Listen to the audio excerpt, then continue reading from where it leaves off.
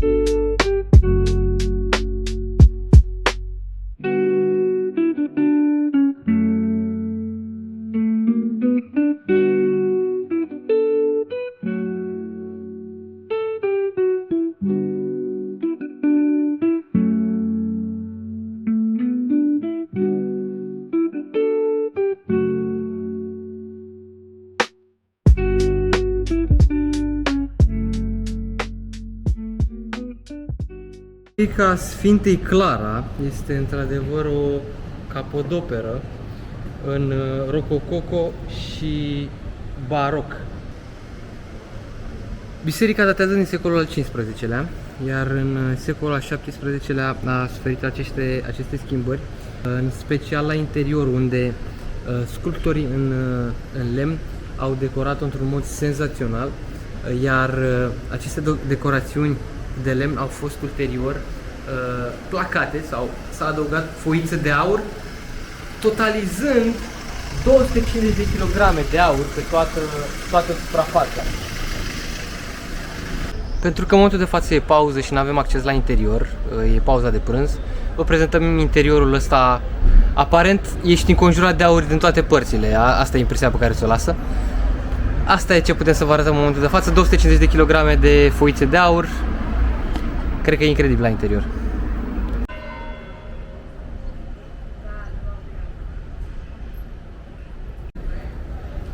Chiar în apropierea catedralei din Porto este și podul Dom Luis, care traversează din centrul istoric al orașului Porto către orașul Vilanova de Gaia. A fost finalizat în 1886 și la momentul acela era cel mai lung pod din metal din lume. Podul are două căi paralele, separate de un arc de metal foarte elegant.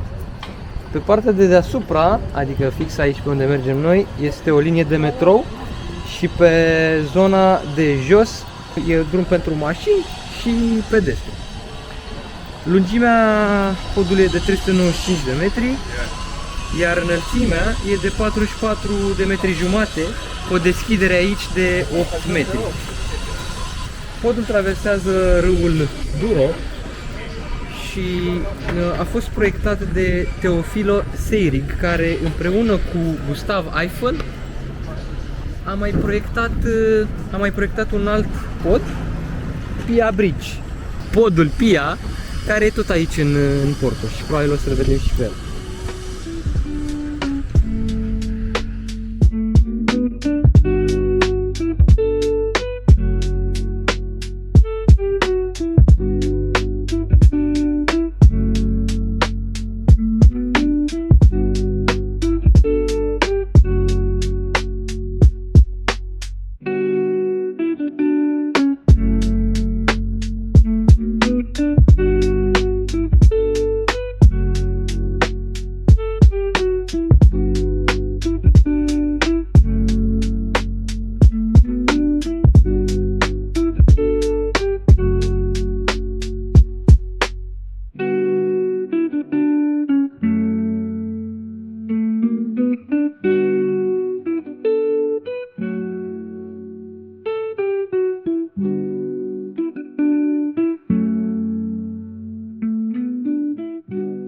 Și iată ne ajuns și la un nou Bellevue, de data asta pe partea cealaltă a malului râului Douro. Am traversat acest pod superb. Voiam să adaug, da, într-adevăr că pe lângă acest pod mai sunt alte 4 poduri ce traversează râul Douro. În zona asta de Bellevue este mănăstirea Serra do Pilar, care se află pe malul, mă rog, în orașul Vilanova de Gaia. Aceasta este mănăstirea, o să vorbim și despre ea. Voiam să vă mai arăt aici câteva puncte de reper, că se văd foarte bine. Acolo este Crystal Palace, mă rog, Palatul de Cristal în depărtare, unde am vizitat chiar ieri grădinile. Undeva acolo se vede și turnul clericilor, nu? Clericos. Da. Iar acolo cel mai înalt. Exact. Iar acolo cu cele două turnuri, mă rog, romanice, este catedrala. De acolo am venit, fix de acolo. Aici este funicularul despre care o să povestim, se vede funicularul care urcă în zona înaltă. Și aici în stânga, de unde am făcut un Bellevue, la fel un 360 de grade, sau mă rog, nu era 360 de grade, vreo 200 de grade așa, se vede telegondola, iar jos aici pe mal, bineînțeles, niște nave frumos ancorate. Nu știm exact care e treaba cu ele, dar o să ne plimbăm și pe acolo, pe faleza aia. După cum spuneam, ne aflăm pe locul unde se află și mănăstirea Serra do Pilar.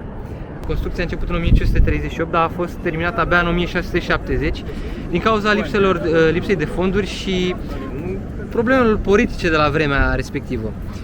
Între 1832 și 1834 a devenit fort și barăci, pentru că în momentul ăla s-a desfășurat un război civil aici și a fost grav avariată.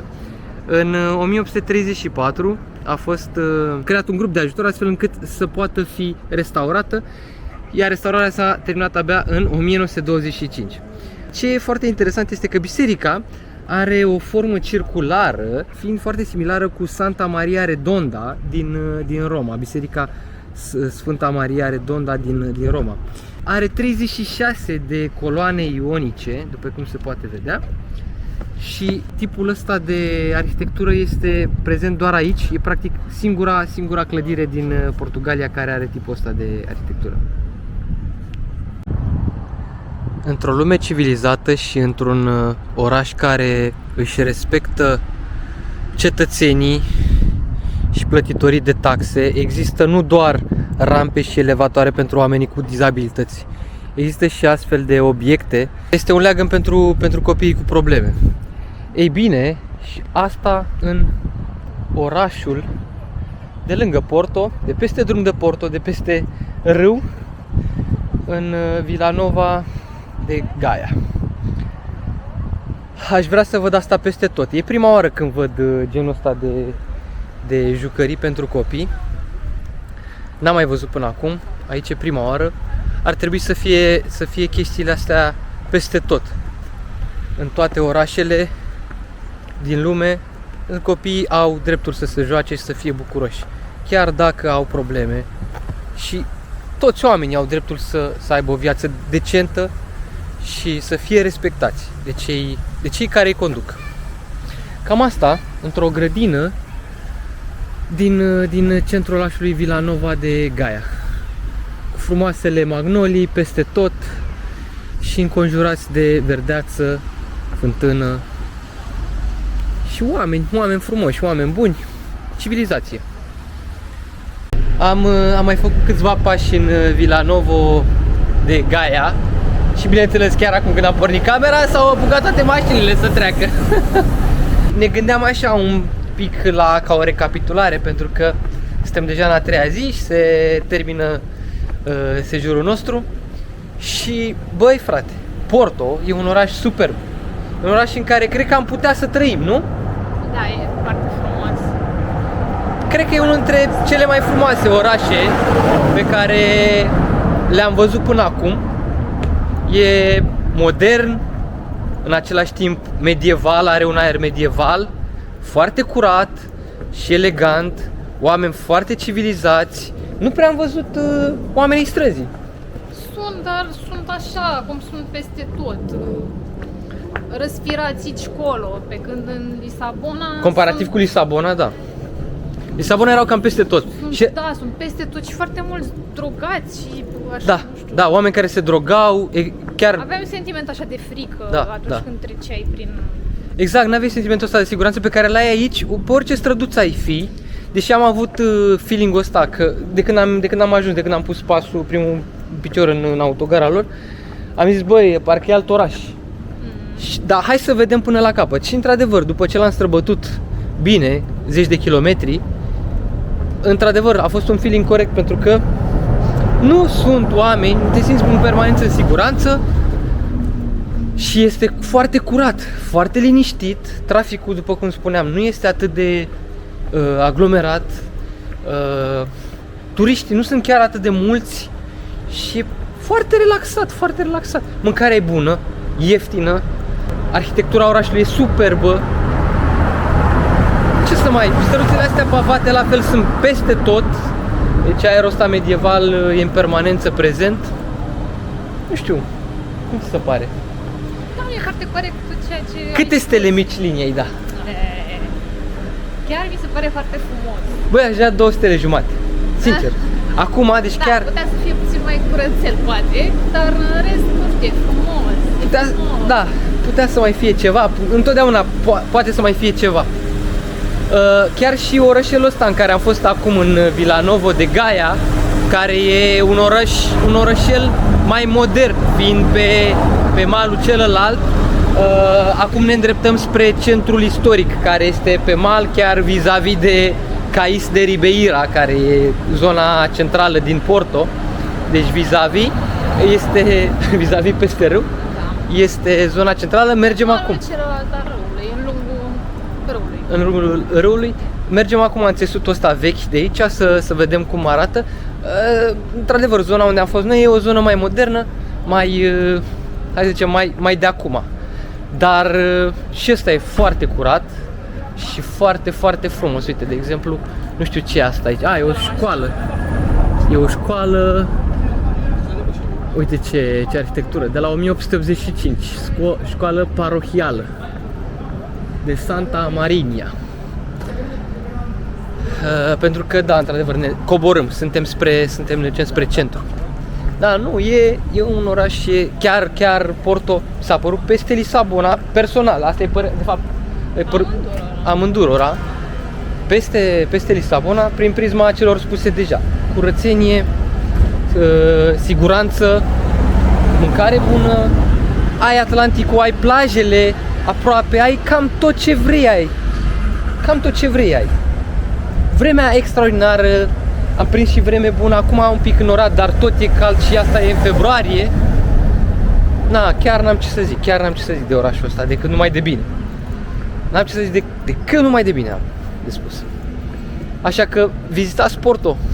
Din păcate nu prea mai sunt zboruri directe, din ce știu, către Porto, sunt zboruri către Lisabona, cel puțin companiile low cost, de asta vorbesc. Era Blue Air-ul la un moment dat care făcea zboruri către Porto, dar în momentul de față nu cred că mai e vreuna care face direct către Porto. În orice caz, e un oraș pe care trebuie să îl vizităm cu toții. Hai și mai pomenim pe curând că trebuie să ajungem în centru și pe urmă trebuie să traversăm iarăși pe Cais de Ribeira să vedem acolo ce mai vedem.